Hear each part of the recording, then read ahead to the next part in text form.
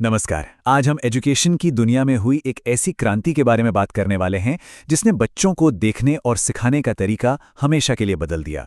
जी हाँ, हम बात कर रहे हैं मारिया मोंटेसरी की और उनके क्रांतिकारी विचारों की। जरा एक पल के लिए सोचिए, क्या हो अगर पढ़ाई लिखाई कोई ऐसी चीज ना हो जो हम बच्चों पर थोपते हैं, बल्कि कुछ ऐसा हो जो उनके अंदर से, बिल्कुल उनकी अपनी रफ्तार से अपने आप बाहर आए। यही वो जबरदस्त सवाल है जो मोंटेसरी के हर काम के केंद्र में है। ये जो पूरी बातचीत है, ये उन जरूरी एजुकेशनल नोट्स पर आधारित है जो एग्जाम्स में मोंटेसरी को लेकर पूछे जाने वाले आम सवालों का जवाब देते हैं। हमारा मकसद है कि आपको एक बिल्कुल साफ और पूरी समझ मिल सके। तो आज का हमारा सफर कैसा रहेगा? सबसे पहले हम एजुकेशन को लेकर उनके नए नजरिए को देखेंगे। फिर हम उनके मकसद और करिकुलम के ब्लूप्रिंट को समझेंगे। हम ये भी देखेंगे कि उनका करके सीखने का तरीका काम कैसे करता है। टीचर और स्टूडेंट की बदली हुई भूमिकाओं को जानेंगे, उनके योगदान को परखेंगे और आखिर में एक बैलेंस्ड व्यू के लिए उनकी कुछ सीमाओं पर भी नजर डालेंगे। तो चलिए शुरू करते हैं हमारे पहले पड़ाव से, एजुकेशन के लिए एक नया नजरिया। यहाँ हम ये देखेंगे कि मोंटेसरी ने अपने जमाने के सख्त और पुराने टीचिंग तरीकों को सीधे सीधे कैसे चुनौती दी। और ये स्लाइड ना पूरे बदलाव को एक बार में दिखा देती है। एक तरफ, जैसा कि आप देख सकते हैं, वो पारंपरिक शिक्षा है जो अक्सर बहुत सख्त, मशीनी और जबरदस्ती सिखाने जैसी लगती थी। और फिर दूसरी तरफ मोंटेसरी का नजरिया है जो बिल्कुल नेचुरल है, प्रोग्रेसिव है और पूरी तरह से आज़ादी और एक्टिविटी पर टिका है। इस पूरी सोच के दिल में है चाइल्ड सेंटर्ड एजुकेशन। इसका सीधा सा मतलब यह है कि हर चीज बच्चे के इर्द गिर्द घूमती है। एजुकेशन कोई बाहर से थोपा गया ढांचा नहीं है, बल्कि एक माली की तरह है जो बच्चे के नेचुरल विकास को बढ़ावा देता है ताकि उसकी अंदरूनी काबिलियत पूरी तरह से खिल सके। मोंटेसरी का मानना था कि हमें बच्चे की प्रकृति के खिलाफ नहीं, बल्कि उसके साथ काम करना चाहिए। जैसा कि उन्होंने कहा था, शिक्षा प्राकृतिक विकास की एक प्रक्रिया है, इसे बच्चे के स्वभाव का पालन करना चाहिए। ये एक बहुत ही सरल लेकिन गहरी बात है जो उनके पूरे दर्शन का आधार है। चलिए अब दूसरे सेक्शन पर चलते हैं और देखते हैं कि ये फिलॉसफी असल में दिखती कैसी है।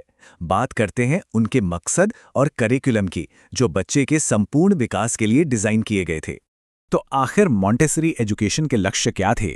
पहला, बच्चे का कंप्लीट डेवलपमेंट, सिर्फ दिमागी नहीं बल्कि शारीरिक और सामाजिक भी। दूसरा, आज़ादी और आत्मनिर्भरता को बढ़ाना। तीसरा, अंदर से आने वाले सेल्फ डिसिप्लिन को बढ़ावा देना, ना कि बाहर के नियमों को। और आखिर में सेंसरी डेवलपमेंट पर बहुत जोर देना, क्योंकि मोंटेसरी का मानना था कि हमारी इंद्रियां ही सीखने का दरवाजा हैं। और इन मकसदों को पूरा करने के लिए जो करिकुलम था, वो कोई पत्थर की लकीर नहीं थी कि सबको एक ही चीज पढ़नी है। नहीं, ये बहुत लचीला था, एक्टिविटी बेस्ड था और बच्चे की अपनी दिलचस्पी से आगे बढ़ता था। मतलब ये पहले से तय हाईवे नहीं, बल्कि खोज का एक नक्शा था। तो इसमें क्या क्या आता था? रोजमर्रा की जिंदगी के प्रैक्टिकल स्किल्स, जैसे गिलास में पानी डालना या जूते के फीते बांधना। इसमें सेंस से जुड़ी एक्टिविटीज थी, जैसे अलग अलग टेक्सचर्स या शेप्स में फर्क करना। और हाँ, भाषा और गणित भी थे, लेकिन उन्हें एक्टिविटीज और असली चीजों के जरिए सिखाया जाता था, सिर्फ किताबी ज्ञान के तौर पर नहीं। अब सबसे मजेदार हिस्से पर आते हैं। ये मेथड असल में काम कैसे करता है? इसका मूल मंत्र बहुत सीधा और शक्तिशाली है, करके सीखना। देखिए, सीखने का पूरा प्रोसेस कुछ इस तरह से चलता है। सबसे पहले एक बहुत ही ध्यान से तैयार किया गया माहौल बनाया जाता है। फिर बच्चे को आज़ादी दी जाती है कि वो अपनी पसंद की एक्टिविटी चुने। इसके बाद वो खास तौर पर डिज़ाइन किए गए साइंटिफिक मटेरियल्स के साथ काम करता है। और सबसे ज़रूरी बात, वो खुद सीखता है, यानी सेल्फ लर्निंग करता है और अपनी गलतियां भी खुद ही सुधारता है। तो सबसे बड़ा सिद्धांत यहाँ ये है कि बच्चे को अपनी लर्निंग का मालिक बनने के लिए प्रोत्साहित किया जाता है। टीचर कोई दखल देने वाला मैनेजर नहीं है, बल्कि एक गाइड है जो पीछे रहकर बच्चे को खुद खोज करने देता है ताकि वो अपने आहा मोमेंट्स खुद अनुभव कर सके। और इस नए सिस्टम में जाहिर है, टीचर और स्टूडेंट के रोल भी पूरी तरह से बदल जाते हैं। क्लास का पूरा डायनामिक ही कुछ और हो जाता है।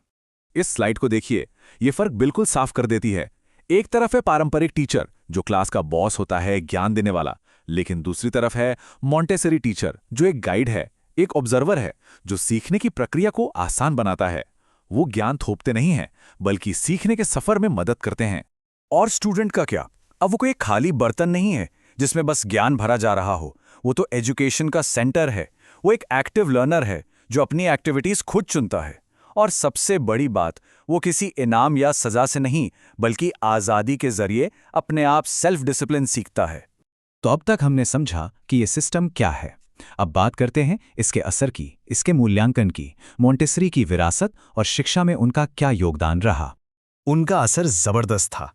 शायद सबसे बड़ा योगदान तो यही था कि उन्होंने एजुकेशन को चाइल्ड सेंटर्ड बना दिया। ये आइडिया कि हमें स्कूल को बच्चे के हिसाब से बनाना चाहिए, ना कि बच्चे को स्कूल के हिसाब से। उन्होंने एक साइंटिफिक अप्रोच शुरू की जिसमें ऑब्जर्वेशन और एक्सपेरिमेंट के आधार पर सिखाया जाता है। उन्होंने एक्टिविटी बेस्ड लर्निंग और आज़ादी पर जोर दिया, और उन्होंने सीखने को आसान और असरदार बनाने के लिए सेल्फ लर्निंग मटेरियल्स को दुनिया के सामने रखा। लेकिन जैसा कि हर चीज के साथ होता है, एक बैलेंस्ड नजरिया रखना जरूरी है। तो हमें इसकी चुनौतियों को भी समझना होगा। अब बात करते हैं इसकी सीमाओं की। हाँ, कोई भी सिस्टम परफेक्ट नहीं होता। इसकी कुछ बड़ी सीमाएं हैं। पहला, इसकी हाई कॉस्ट, क्योंकि इसके खास मटेरियल्स काफ़ी महंगे हो सकते हैं।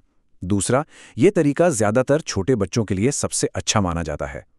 तीसरा, क्योंकि बच्चे अक्सर अकेले काम करते हैं तो सोशल इंटरैक्शन थोड़ा कम हो सकता है। और कुछ लोग मानते हैं कि इसमें कल्पना और क्रिएटिविटी पर उतना जोर नहीं दिया जाता।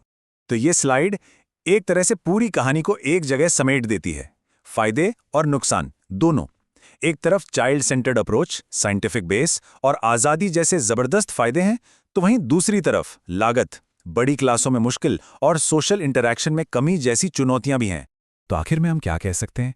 यही कि इन कमियों के बावजूद मारिया मोंटेसरी के विचारों ने छोटे बच्चों की शिक्षा में एक बुनियादी बदलाव लाया, और उनकी फिलॉसफी आज भी मॉडर्न एजुकेशन को प्रभावित कर रही है। और ये हमें आज के एक बहुत बड़े सवाल पर लाके खड़ा कर देता है। आज की दुनिया में जो टेक्नोलॉजी और स्क्रीन से भरी हुई है, हम मारिया मोंटेसरी के आज़ादी और सेल्फ डायरेक्शन जैसे मूल सिद्धांतों को कैसे अपना सकते हैं और उन्हें आज भी प्रासंगिक बनाए रख सकते हैं? ये एक ऐसा सवाल है जिस पर हम सभी को सोचने की ज़रूरत है।